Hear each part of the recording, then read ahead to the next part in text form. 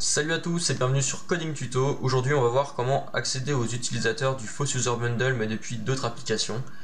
Donc pour ça on va procéder en deux temps. On va d'abord faire un script PHP, enfin une route PHP avec un contrôleur pour avoir un résultat dans notre application. Et donc ensuite on va faire cette application, donc ici ce sera du Java, donc qui va appeler en HTTP la route que l'on a créée et qui va nous retourner le résultat. Donc ici voilà, j'ai fait le premier script. Donc en résultat, on va obtenir ce qui va s'afficher ici. Donc voilà, si le mot de passe est OK, enfin un mot de passe utilisateur est OK, ça nous renvoie OK et donc la fonction nous renvoie true. Si le nom d'utilisateur est incorrect, ça nous le dit et ça met false. Et si c'est mot de passe incorrect, pareil, bah ça met false.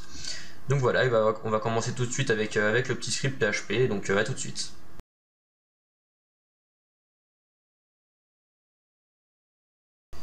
Donc voilà, donc on va voir comment donc récupérer nos messages qu'on a eu ici là, nos messages ici depuis un petit script PHP.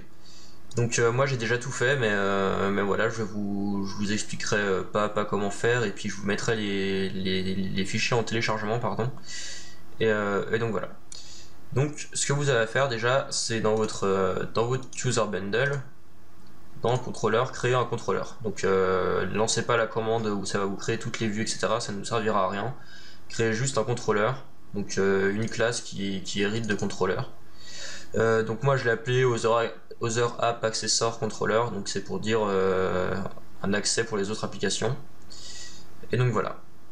Donc ici on va avoir besoin de contrôleurs vu qu'on l'étend, de route pour les configurations, méthode pareil, et request. Donc ça va être pour récupérer les paramètres en poste.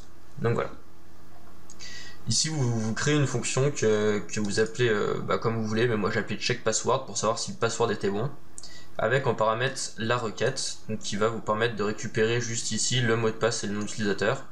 Donc on voit ici que si c'est vide, on met s'ils ne sont pas définis, on les met vides, et donc voilà. Donc maintenant je vais expliquer la fonction, tout ce qu'elle fait exactement. Donc ici comme je viens de l'expliquer, on récupère donc le username et le password depuis la requête, donc depuis les paramètres post. Donc ici username et password.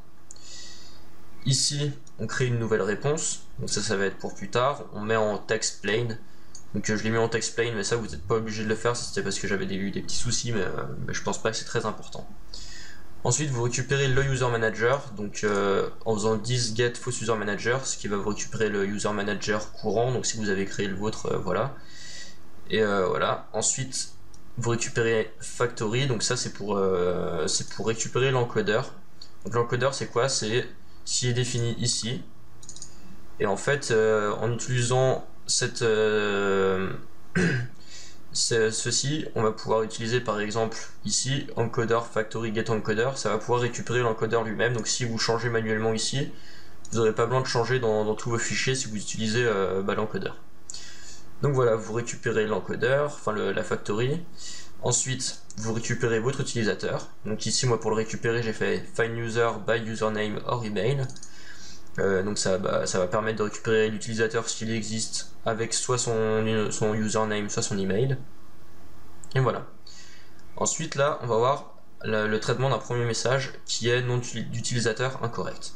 Donc pour vérifier ça on regarde si ici le user a bien été récupéré, donc s'il est pas nul, et donc s'il est nul on va modifier donc le contenu de la réponse en mettant nom d'utilisateur incorrect et on retourne la réponse. Donc ça va nous retourner ça va nous retourner le nom d'utilisateur incorrect.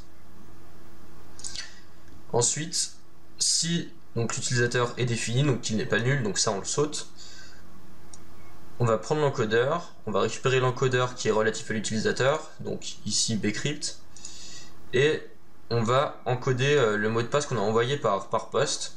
Donc ici donc encoded password, encodeur, encode password, le mot de passe et le cell de l'utilisateur qui est déjà stocké en base de données. Donc ça va servir à quoi? Ça va servir, en fait le cell il permet de mettre une sécurité en plus donc au mot de passe. Et ici ça va faire l'addition des deux, enfin ça fait une petite fonction et ça nous sort le mot de passe encodé. Ici on vérifie si les deux mots de passe sont identiques. Si oui, on répond OK, sinon c'est que le mot de passe est invalide. Et enfin on retourne la réponse et comme ça on a nos messages. Donc ici on a tous nos messages, donc rien ne nous empêche de faire je sais pas, d'autres messages. Bon là il n'y aurait pas d'utilité, mais je sais pas, on pourrait faire d'autres trucs quoi. Donc pour le script PHP c'est à peu près tout, juste n'oubliez pas de rajouter ici dans l'access control le check password si vous l'avez pas ou s'il n'est pas accessible. Donc voilà, le check password pour pouvoir y accéder.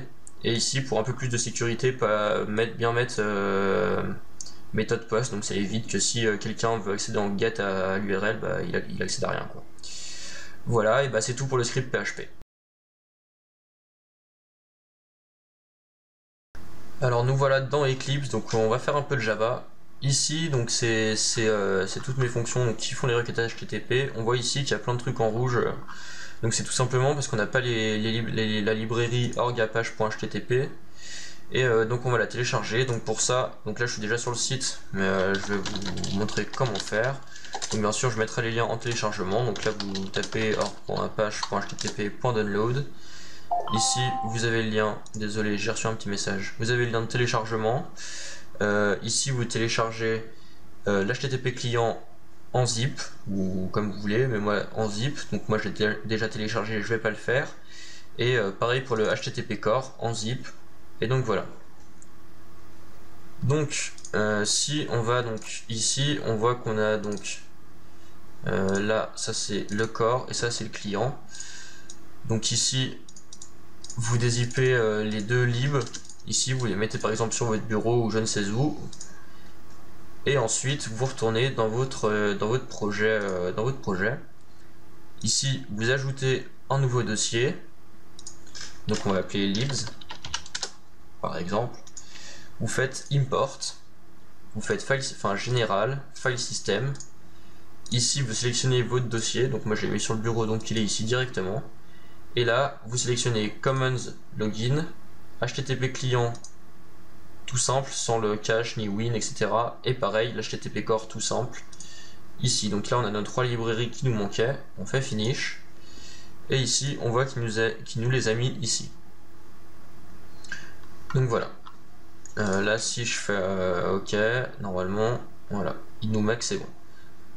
Donc là ça marche pour moi parce que dans properties ici Java build pass j'avais ça, mais si par exemple j'enlève ça, que je fais apply, voilà vous voyez que là ici ça ne marche toujours pas. Donc pour vous, vous faites clic droit sur le projet, pardon je vais refaire avec vous, clic droit sur le projet, properties, Java build pass, vous allez dans libraries, vous faites add jars, ici vous sélectionnez libs, ou non on peut pas sélectionner le projet, vous sélectionnez vos 3 librairies et vous faites ok, ici vous faites ok, et là voilà, les erreurs disparaissent.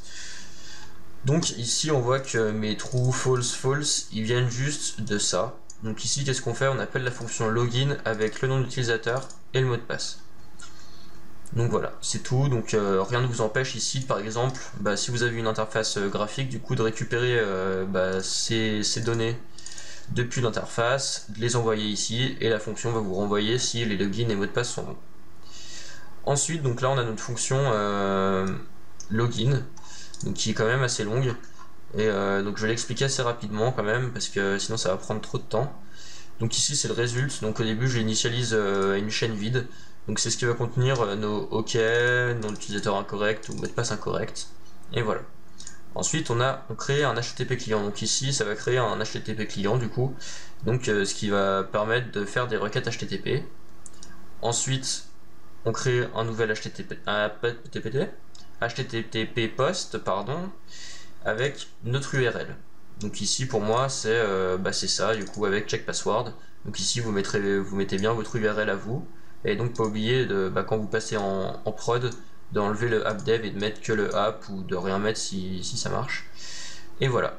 Ensuite ici on crée donc une array list avec les username et le password pardon. Donc ici n'oubliez pas les imports de array list etc. Enfin de toute façon si vous êtes sous Eclipse ça vous le propose d'importer les trucs qui manquent. Et voilà. Ensuite ici on essaye on met les paramètres dans la requête HTTP, donc HTTP, j'arrive pas décidément l'HTTP post. HTTP, ouais, j'ai dit 3T mais c'est pas grave, cette entity params. Donc ici, ça va encoder pour que ce soit pour URL avec les paramètres. Ensuite, on exécute la requête ici. Et là, on récupère la réponse. Enfin, la réponse, le contenu, quoi, le contenu de la réponse. Et voilà. Ensuite, on crée un input stream donc qui va nous permettre de récupérer le message ici. Ici, ça sert à lire le message, donc ici, enfin jusqu'ici en gros. Et là, on affecte donc notre résulte donc à la valeur qui sera le message ici. Et donc là, bon, je l'affiche, mais c'est pas obligé du coup. Ensuite, on ferme le reader et on ferme tout ce qui va bien. Et voilà. À la fin de la fonction, on fait result.equals OK. Donc ça, c'est si le résultat égale OK, on retourne true. Et sinon, bah, on retourne false. Et donc avec le petit message d'erreur. Donc voilà. Et ben je crois que c'est à peu près tout. Donc ben, n'hésitez pas si vous avez des questions hein, à poster des commentaires sur la vidéo.